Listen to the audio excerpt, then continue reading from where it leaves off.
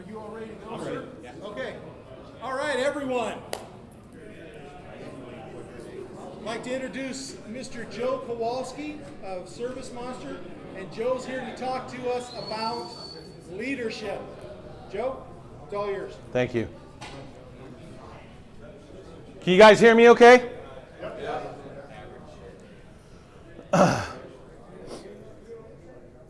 All right, so raise your hand if you have no idea who I am. Awesome. Very good. Probably just a few of you raise your hand and follow me on social media. Just a couple. Very good. Single owner operators. Very good. 5 or less employees? 10 or less employees? 10 or more?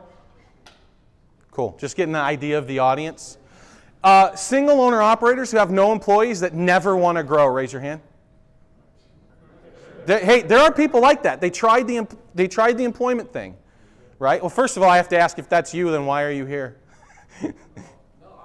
I'm joking. There are plenty of operators out there that tried the employee thing and it didn't really work for them.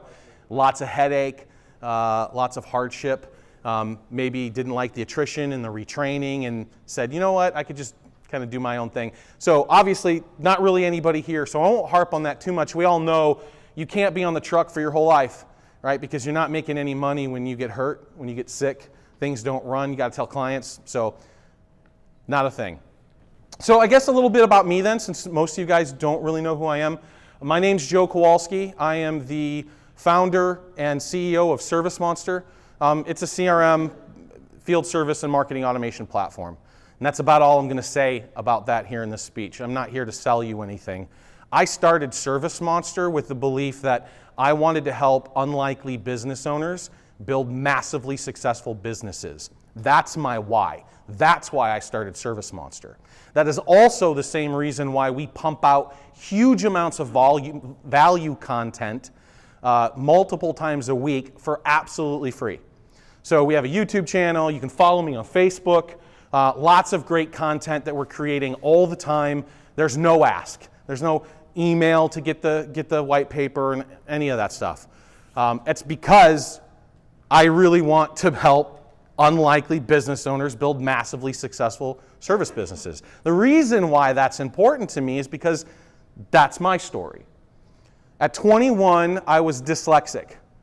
Well, I'm still dyslexic. But at 21, no college education, minimum wage job, working in a factory. I had a new wife and a new baby. That's kind of how my story opens.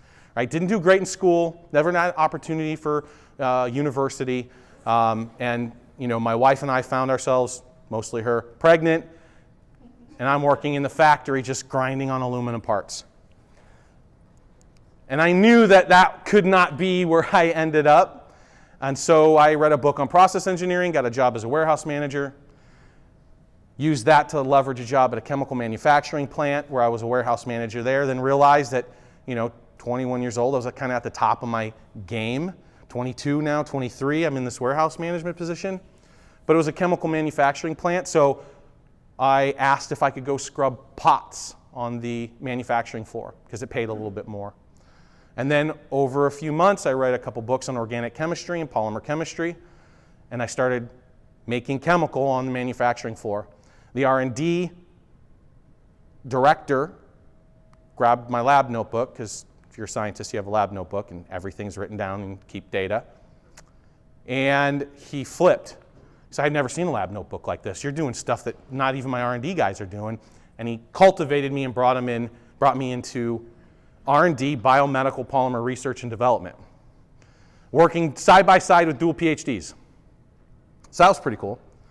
I had a problem though. I did a lot more trial and error, iteration, because I didn't know what these PhDs knew. I was kind of fumbling my way through it. And when I take my sample to QA, it would take 3 days. And what am I going to do for 3 days? Like just play with chemical? And so I went to QA, because I'm a process guy, and I got that process down from 3 days to 6 hours. And I had to learn how to program computers to do it. And then I fell in love with programming. Read a couple books, got a job at a Fortune 500 company slinging code, fell in love with engineering. Because that iterative cycles that I'm talking about, 3 days in the R&D chemical plant, they're nanoseconds in the development world. I write my code, I hit go, it executes, I can find out what's going wrong and I can fix it. So I fell in love with that process.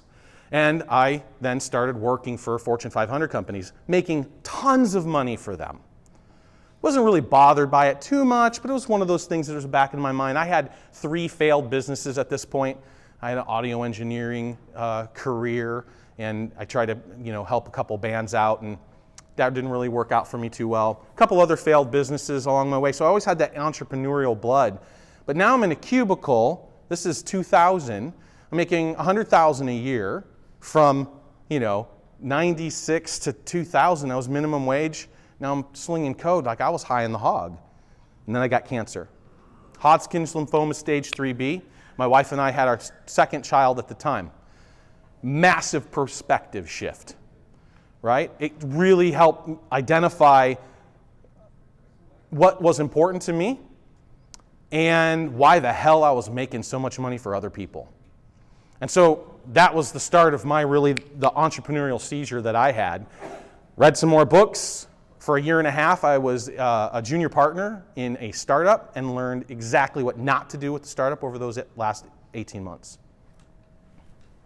And so that's kind of how I started ServiceMonster. At the end of those 18 months, I knew I wanted to build something that would help other unlikely business owners succeed. And Ed York, who was the grandfather of the carpet cleaning industry, turned out to be a relative of mine, and I'm in a family reunion there, and he says, hey, service industry. So that's kind of how we got started 15 years ago, 2003. So that's just a very brief summary of my story and who I am. You guys may see my face a lot because we do massive amounts of social media. If you're on Facebook, Instagram, even Twitter, LinkedIn, we pump out huge amounts of content for you guys. And it is all that kind of insightful comment. It's the little gold nuggets that you come here to these conferences to get. We're creating those moments regularly. 2-minute videos, 5-minute videos, 10-minute videos. And so I would encourage you to do that. Leadership's a huge topic, and I've been a student of leadership since I was in 2nd grade. I have a cute little story that goes with it, but if we're here to talk about leadership, how to build a culture, how to cultivate employees, what's a good general hiring process to find good people? That's not this presentation.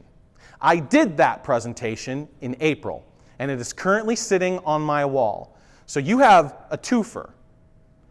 This particular presentation I'm going to give to you today, where we're going to go a little bit deeper into the psychology of what it really takes to set yourself up to be a good leader. If you're looking for that building culture and employment and how to put that together, tonight, go to my wall on Facebook, and I resurfaced it there, so it's right at the top. There's my 45-minute speech I did in April on leadership for building culture. Okay? So, hour and a half worth of content I'm pouring out of my face for you guys today for value, right? That's all I'm interested in. If a couple of you guys go home and say, wow, I have to remap things, then I win, okay? Because that's my goal here today. And we're not going to dive, I'm not going to show you slides with tons of bullet points, and I'm going to read you the bullet. That's not how I operate. I've got 3 core slides, and this is one. State. This is a topic that I'd like to kind of focus on for a minute because it supports the other 2. And it has a lot to do with leadership, which I'll get to. But first, what is state? What am I even talking about here? It's a science term. Particle physics, anybody? Computer science majors? How about baseball? This is a really good example. Hey, particle physics guy? Baseball, okay, very good. So baseball, I'm a huge baseball buff. In high school, I threw an 85-mile-an-hour fastball, and I'm left-handed. So that was pretty cool. Took me some fun places, but it wasn't my love, right? So I didn't pursue that too hard. But in baseball, you constantly are going through transition, and then pause. The game is no longer in play, right? 2 outs, man on second, full count at the plate. That is state. That's the state of the game. Now, when the pitcher throws, what's going to happen? Now we're in transference. A whole bunch of stuff is going to happen, right? Batter's going to swing, it's going to get hit, the fielder's going to try to field, get that guy out on third. That's transition. When the play is done, we're at a new state, state of rest. Does that make sense? Okay, because I'm going to go deeper. How does this relate to leadership? I see business owners all the time not be able to really conceptualize this concept of state because they keep attributing the same things to the same things at different points in time. A bad example, but it proves the point. You meet some dude 6 years ago. He's an asshole. 6 years later, you meet him again. Well, in your head, he's still that same jerk, right? Whatever emotional impact that had. But his state has changed. 6 years? My God, how much have you changed and grown in 6 years, right? Coming into your 20s and your 30s and your 40s and, as you progress through your journey, realizing how maturity really plays an important role in the development of your business. So this concept of state is important because it goes to your business. Oh, I hate my life right now. Okay, cool. Keep grinding. Because at some point, you're going to break through, hopefully, and you'll enter a new state. People get caught up in the now just so much, whining and complaining about everything. Now, business owners typically aren't of that ilk. Good example. I created a video for promoting this event. Had about 75,000 views. You may have seen it. I talk about how I'm going to speak here about leadership. And the example I give is, what if you were dropped in the middle of the city? No cash, no nothing, just the clothes on your back. What would you do? And I've seen this, especially in this industry, over and over again. Spare change, $7 gets you a basic bucket and a squeegee. I worked at Guitar Center in 1993 in Berkeley. And every morning, this homeless dude would show up before the store opened and knock on the door, and he had a bucket and a squeegee, and he'd go in and use the water and soap from inside. But he'd get paid $10 out of that petty cash to do the outside of the windows. And before long, I'd see that guy all up and down the street. That's pretty cool. The fact that you can do that, especially here in this country, that's amazing to me.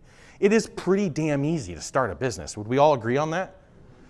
Now, it's difficult to maintain a business, it's difficult to get to self-employment, and it's certainly difficult to build an empire. And the scale of difficulty is like a hockey stick. It continues, like super easy to start a business. Getting self-employed, most of you guys have found that, okay, I was able to do that, cool.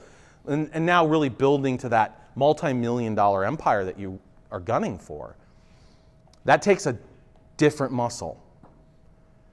Getting through what I call Hell's Valley, which is between 1 and 8 employees.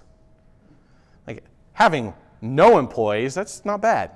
Like you don't have to worry about too much. It's a pretty easy life, right?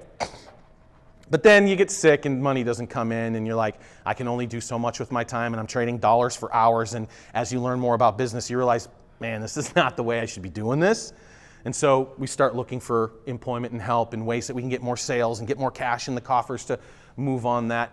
But then it sucks worse, 2, 3, 4 employees because the organization is flat. Everything's your fault. That's forever true. Everything will always be your fault as the business owner. Eat that. Because that gives you the power to change it. Dude showing up all the time late, that's your fault. Why is he even there?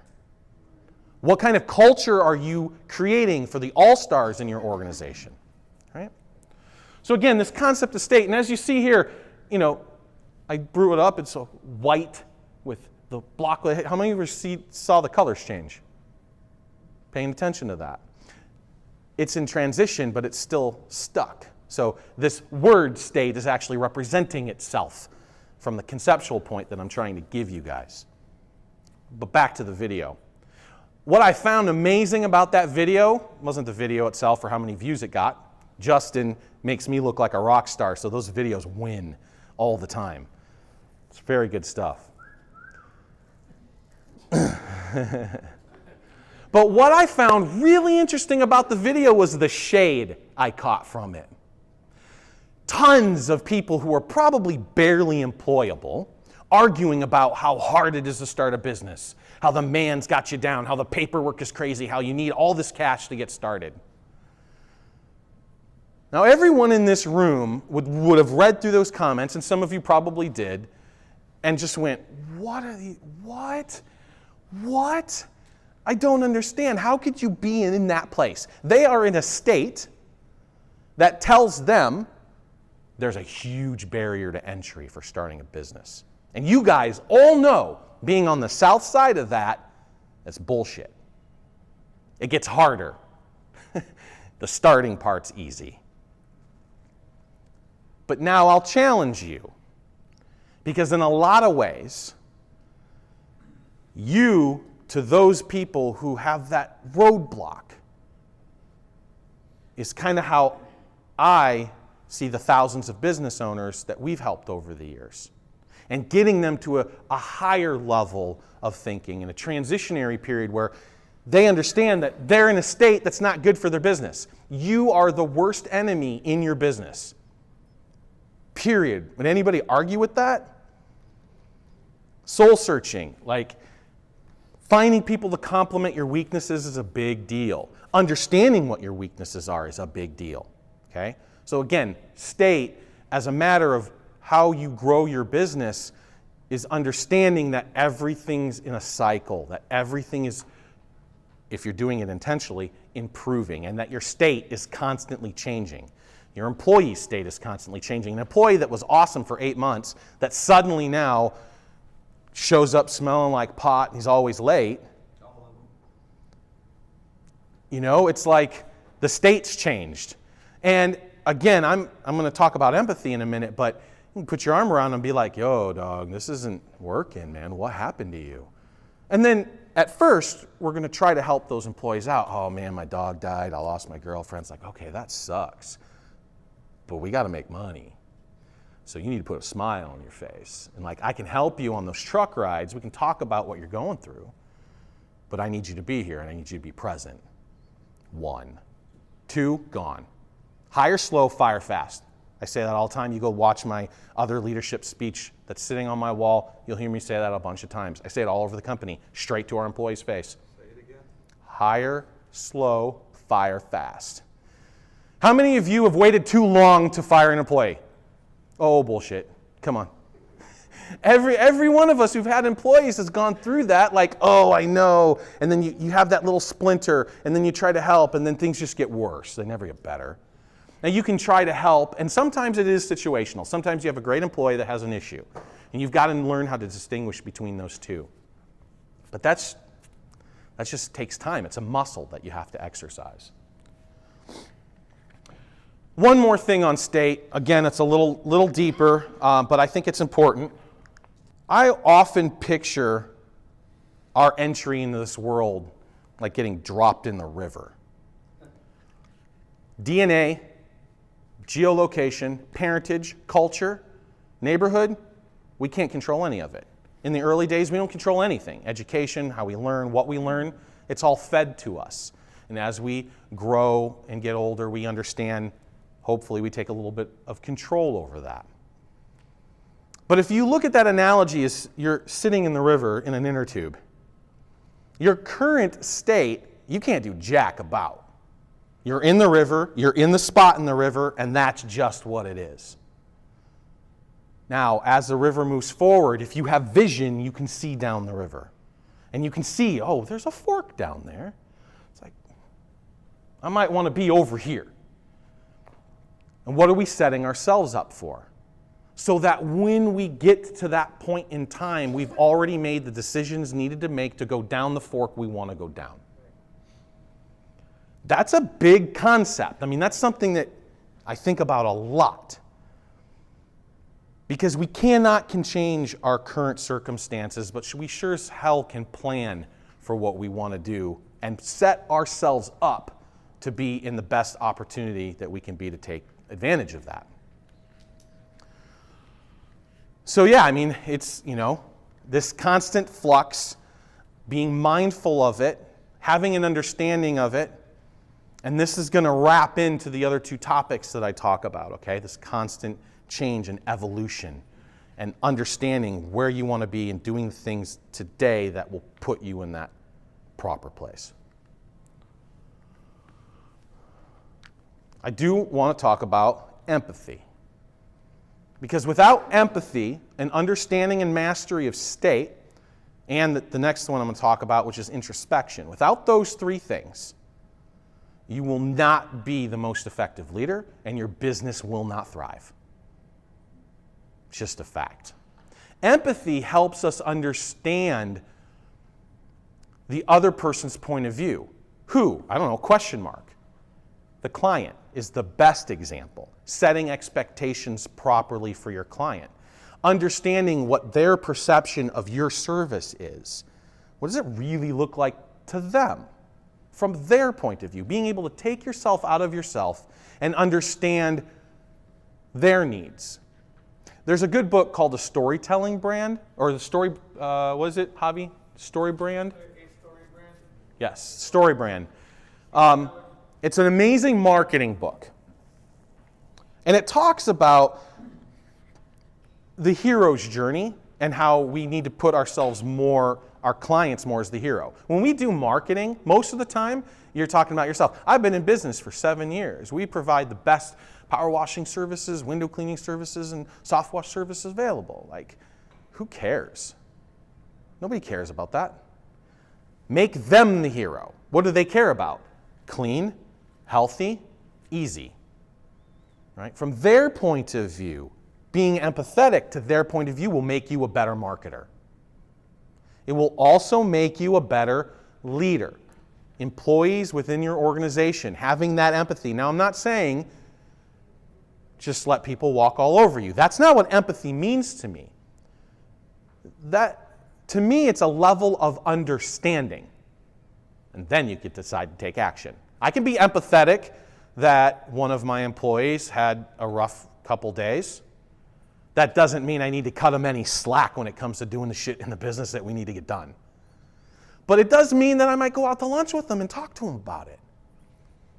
You see what I'm saying? Like, there's that careful balance, but it has to start with you being able to remove your ego from the situation, from the thought, from the marketing campaign, from the employee, from the hiring. And as you build this muscle, what this will allow you to do is better identify employees on the first interview. If you have a properly attuned empathy, if you have mastery over this, you can see the people behind the people. See the person behind that interviewee. And that gives you little insights into, don't think it's quite what I'm looking for today. I'll try again. Hire, slow. Go through 3, 4, 5 rounds. But if you've mastered empathy, that muscle will work in your favor for weeding out the wheat from the shaft. Does that make sense? Mastery over these 3 concepts is not really attainable. I'll say that. But what I mean is this constant iteration, this evolution of state. Because no matter where you are, you can always be better. I can be a better leader. I can be more empathetic. I can have a better understanding of introspection. And I'm going through this myself now. I mean, once I started going through it, it's a never-ending journey that you'll be on. And you think you might be on it now, but, and I'll talk about this in the introspection piece, but really having events that force you to remap your view of the world,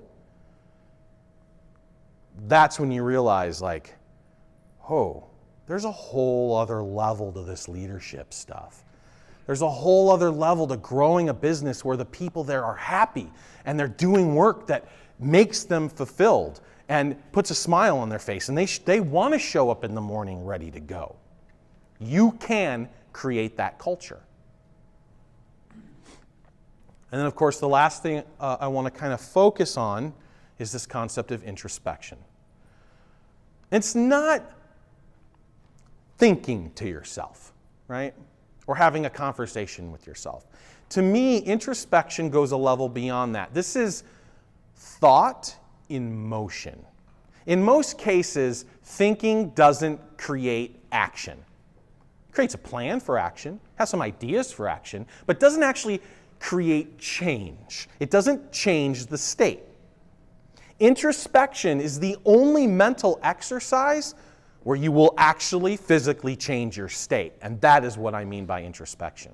When you can take yourself outside of yourself and you can say, whoa, I shouldn't have done that. Why, how, what was the effect? How could I have approached it better? What are my flaws? How do I need to counterbalance those? What do I need to learn in order to make myself a better this, a better that, better cleaner, better marketer, better leader, better boss? That concept of really diving deep inside yourself, and sometimes it takes other people. I'm in a group, an executive committee, and the company pays $1,200 a month for me to belong in this group. That's a lot. And there's 8 other guys in the room, actually 7 guys and 1 girl, 1 woman. And in that room, all told, is $600 million a year in revenue. ServiceMonster right now, we're just under 3 million. Okay, so I am a teeny tiniest little fish. It is the room that I found where I was far from the smartest person in the room. I had to pay $1,200 to go find that room, but they're out there. You got to go find them, and you should find yourself peers that allow you to be in the presence of people who think at a different level, because they will challenge you on a regular basis. This group has really opened my eyes in a lot of ways, and I've been doing this for a very, very long time. Going into the group, I had attitude.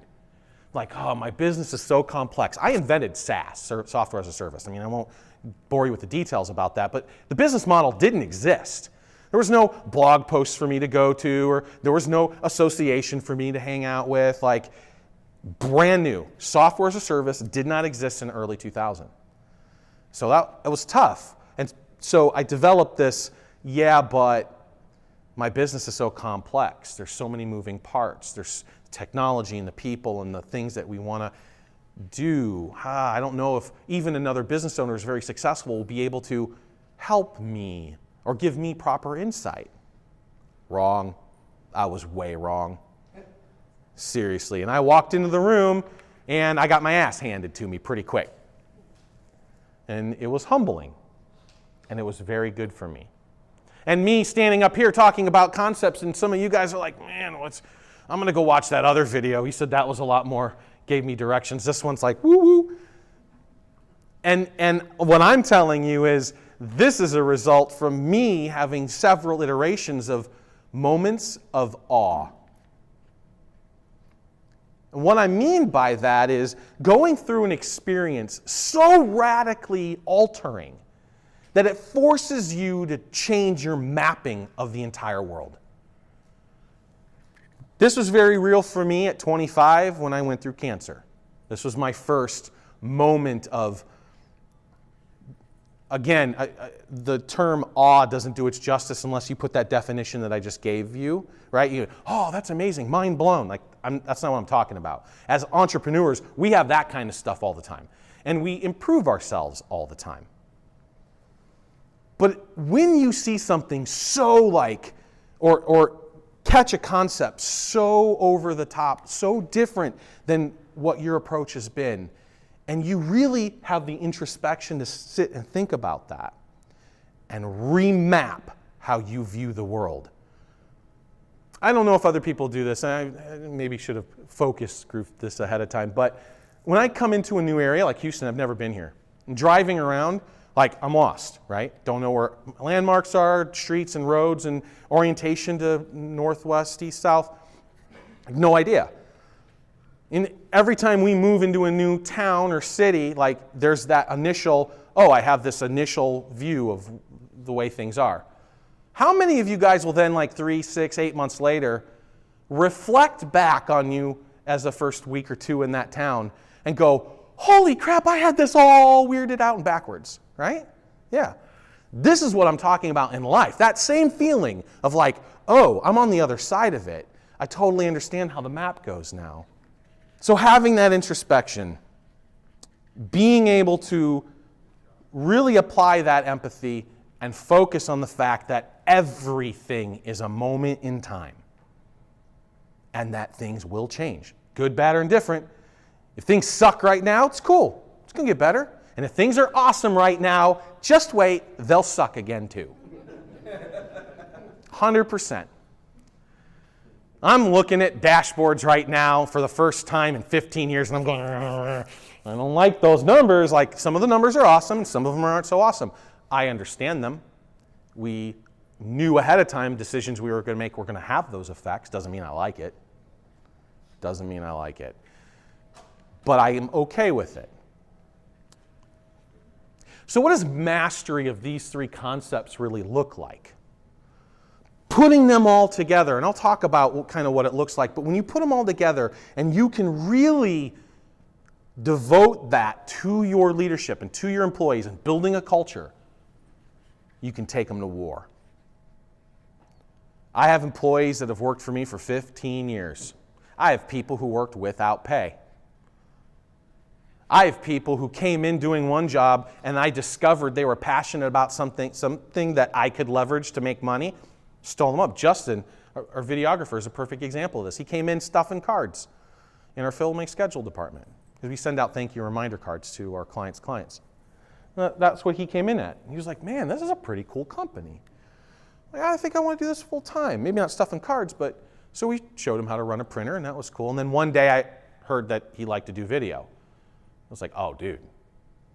I started watching Gary Vee about 2 years ago. You guys know Gary Vee? A couple of you. Probably the same ones who follow me, huh? Gary Vee actually flew me out to New York one time for a little FUBAR thing. That's a whole other story, though. He's a crazy digital marketer, super, super well-known in that space. And he just pumps out huge amounts of value for young entrepreneurs. That was my whole slides. But what I do want to do is kind of go back. What does mastery of these concepts look like? Here's what mastery of state means to me. Because I do this a lot. The theater of the mind, like I'm always working, right? Always. I may not be pushing a wand or a broom or whatever it is, or in my case, coding or directing employees, but at 2 o'clock in the morning, laying in bed, I'm working. I'm spinning, I'm trying ideas. So state, as mastered, looks like this.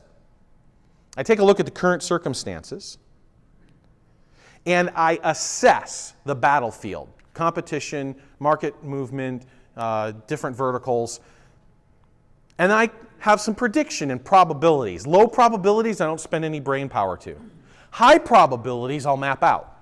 What would that look like? What would that look like? And maybe have 4 or 5 different scenarios, right?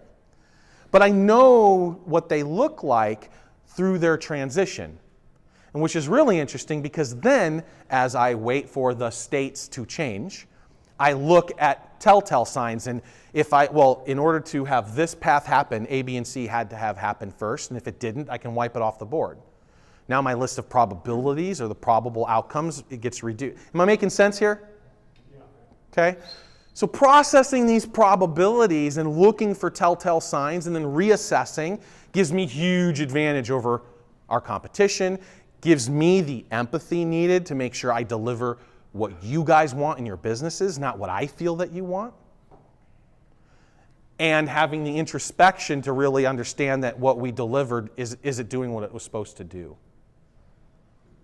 So that probability exercise is kind of a mastery of state. The empathy exercise is having complete control of your own emotions. Oh, that's weird. Once you get the muscle, once you can see it, once you can work with other people, you can start to use that along with introspection to work on yourself and really cause that empathy to have a reaction where you can see yourself outside of yourself and some of the flaws that you have as a leader and a business owner that you need in order to reach that next level. Because, guys, look at businesses are all about people. People, clients, people, employees. I mean, you can be a one-man show. It's just a hard life. If you want to grow an organization, if you want to have a multi-million-dollar organization, leadership is going to be the key because it is all about people. I get to do whatever the hell I want now. The employees take care of the company. Now, does that mean I'm out surfing all day long? I absolutely have a passion and love for what I do. So what that means to me is I come into the office and I pick those things I want to work on. Leadership, working on something in the business, changing state. I'm hugely adaptive, and I realize not everybody's that way, right? I have some employees that if I keep changing their workflow on them all the time, even though it's better, I'm going to get worse performance. Right? So I got to balance that out. Again, that's the empathy card. I'm super adaptable. Like, I'll change every single day. I love it because I know just, again, state, we're moving forward. But I also have the empathy to know that not everybody's like that there are people who are uncomfortable with that constant state of change. Who's right and who's wrong? Nobody. Because you need those checks and balances in order to build an organization that rises all boats. If you just are heavy in one thing because you're good at this one thing, and so you bring in people around that one thing and you're neglecting the rest, you're going to get stuck. How many of you feel like you're stuck right now? Really? There you go. I'm a little stuck too. It comes and goes, right? But realize that you're the problem. You're the one who's making it stuck. If you say, oh yeah, but this, but, and you start pointing fingers, you lose. You don't get to be an entrepreneur anymore. You can be a business owner, but I'm not going to call you an entrepreneur. You got to understand like what's wrong with us as business owners that we then can change that to ourselves. Look to those who help you build a business as more than just employees, and they'll look at you as more than just their boss. I can tell you Javi and Justin and Michael and Annette and the 40 people that work for ServiceMonster, they love it because I fire their ass if they don't. Good for us, good for them, right? That means everyone who's in the organization loves being there. They're pushing the ball in the right direction. And as soon as you get that politics and those seeds, man, nope, out. Quick. Yeah. So I would encourage you to, right here, come on. I would encourage you, Facebook.com/Joe.McMonster. I would encourage you to go there. Go do it now. You can maybe not be able to friend me. I think I've got like 4 or 5 slots open right now because you can only have 5,000 friends on Facebook. But you can follow me. But certainly at least go to my page and bookmark that other video on building culture and the employment and hiring process. Have I helped you guys here at all today? I was a little nervous about this one because I thought it was a little deeper than I normally go, but great. Yeah. Questions that I can answer? Did we get that little clip? Yes. We did. Yes. When you go about building that leadership top-down culture, how do you, if you have good people in a certain place, how do you go about building that better culture? That really, you know what I mean? I do. Yeah. Because we've had a hard time with people that were great employees that get moved up, and then the culture changes. And their culture, their attitude changes. How do you go about keeping that culture, keeping that status quo? Is that You want to keep your state? Is that we will not keep your state? But Why not? But keep the good culture that you already have going. Who gets to determine what good is? I would say, I guess the leader. Everybody themselves. Everybody's individual. Right. Everybody's in their own state. So if you are, you said something that disturbed me. Okay. Not that you said it, but that this is a common thing. Everybody looks at their grandfather's employee manual, and we have this pyramid. Boss man on top, followed by bigger leadership, bigger. I'll tell you, in 15 years I've been doing this, I've been drawing that organizational chart upside down. Because my job is to support the leaders who support the managers, who support the people actually doing the freaking work. And those are the people at the top, as far as I'm concerned. Right. The people doing the work. So that one little phrase there, right? Top down? No, bottom up. It's a tree. Now, let me answer your direct. So first of all, I gave you a 45-minute answer. It's on my wall. Yes. And that's true. But also, just to summarize that, I think you've got to understand that how you envision your business as a single individual will not be the manifestation of the business if you're employing state, empathy, and introspection as part of your leadership. Because what you're going to find is those people have ideas too.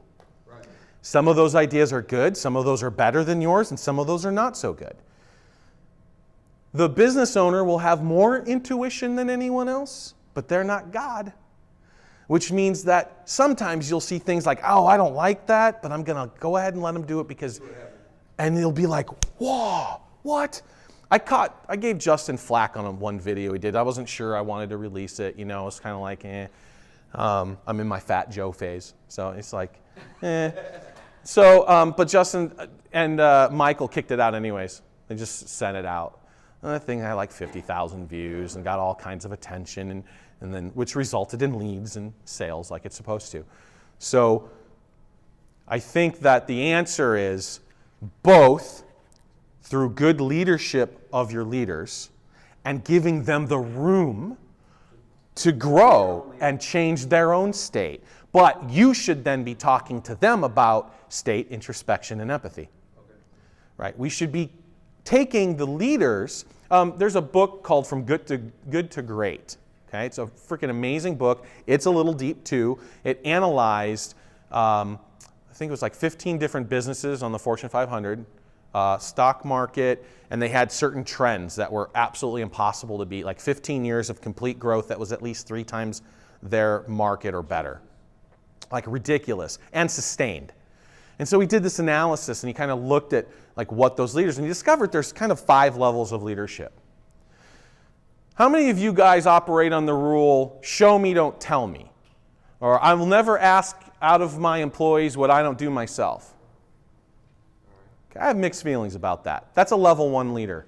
And coming in maybe 2 years ago, I would have said, yeah, because I do the same thing. I work hard, I pump it out, I code, I'll do video, I'll do all kinds of stuff. And it's, it's just a cycle. There it goes again. So I would encourage you to go watch the video because that does break down how to build a culture correctly. But it's really about giving your people room, understanding that you need to work on yourself and you need to help your leaders work on leaders. So that level 1 leader that I'll go run the truck with you guys, that's great. That doesn't build a business. Level 2 leadership is competent teamwork.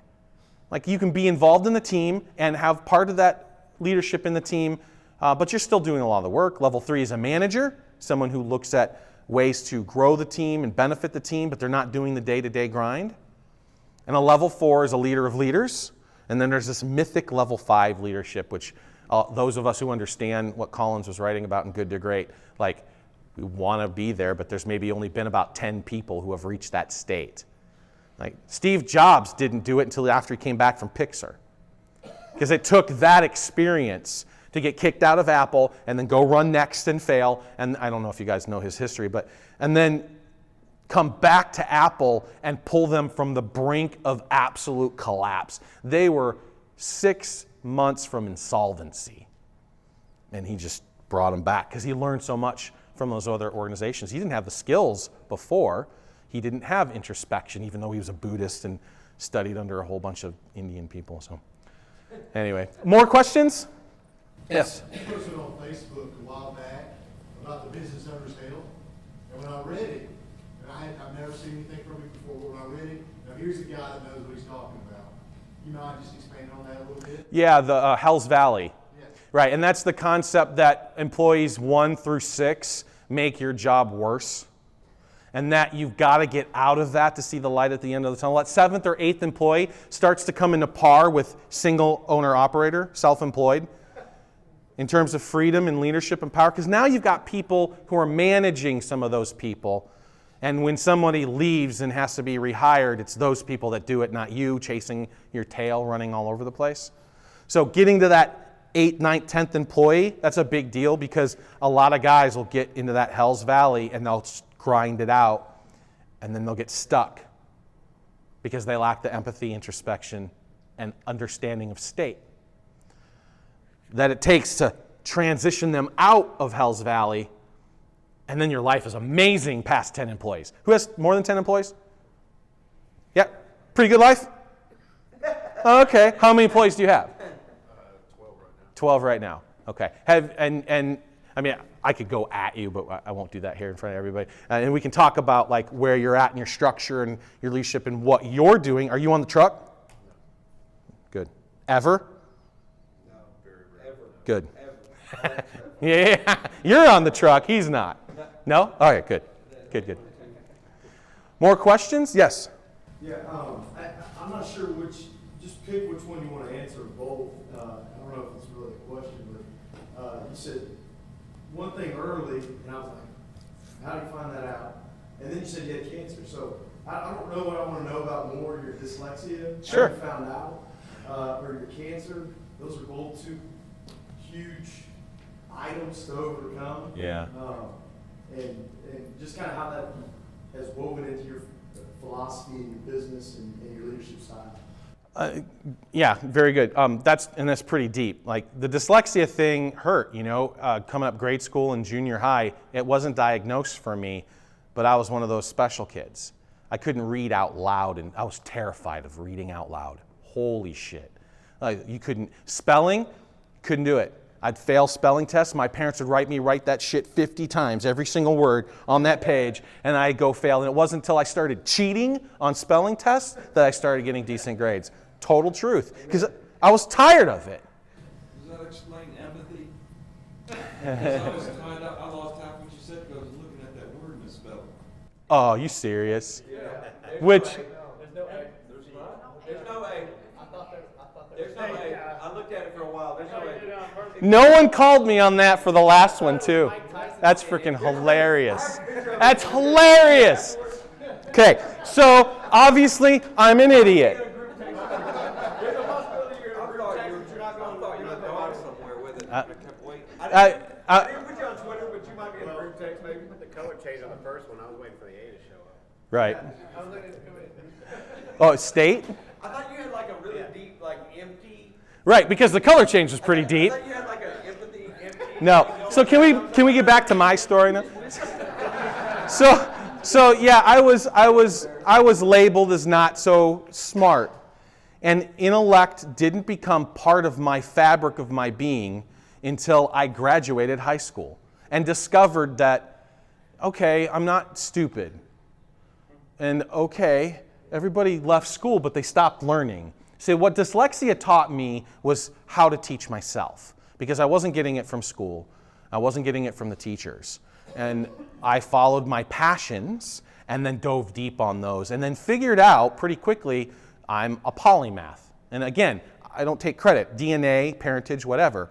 A polymath is someone who can have a wide range of different skills and is able to use those to solve complex problems. Seemingly unrelated skills to solve complex problems. It's one of the reasons why I created ServiceMonster. Music, art, science, math. They're all obsessions of mine. I'm like deep into quantum computing right now. I don't know if you guys are looking at that. And freaking entanglement and particle acceleration. I won't go too deep unless you come see us at the booth. But so when I graduated high school, at first I didn't think I was so smart. I got diagnosed in 9th grade. I failed French. And the French teacher was like, there's usually some sense here. This is complete nonsense. You're just making stuff up, but then I realized you're not making stuff up. you need to go get tested for dyslexia. And then when I did, it was even worse because then I had a label. And I carried that label all the way through high school. And I graduated high school going, oh, yeah, some of my friends are going off to college. That's not me. I'll do grinding on aluminum parts. But then I started realizing everyone stops learning after high school. And I don't, because I love learning. And so my path kept going. And I started looking around, and all of a sudden I'm like, oh, I'm an intellectual. Oh, look at that. And I was like, dual PhDs in science, chemistry people were like these mythical beasts until I then got to work with them. And then I came in one day and I saw dual PhD dude with a 20 HG hand pump stuck to a tube on his car going, just a random body part. And I'm like, Jan, what are you doing? He's like, I'm taking the dent out of my car. Like, no, you're not. It's like that dual PhD was great. Did you take any physics classes in there? Because that dent ain't coming out with that little hand pump. People across the spectrum can be idiotic too, right? Our heroes are human. They're fallible. And so that was kind of that path for me, learning to shed myself of those labels and then really learning my true self through introspection and not accepting what other people told me that I was. Cancer, that's a much easier story.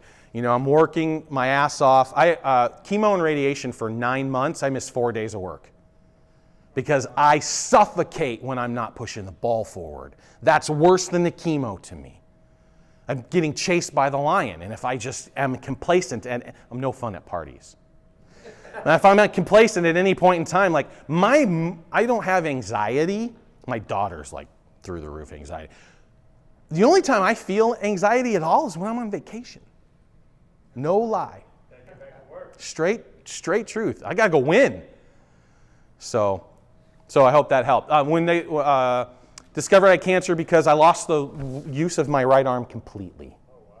And I went in the doc. They thought it was neurofibromatosis. I went to go have surgery for it, and the doc threw this typical x-ray up and went, it's not neurofibromatosis, it's cancer. We're changing your surgery. You're doing what?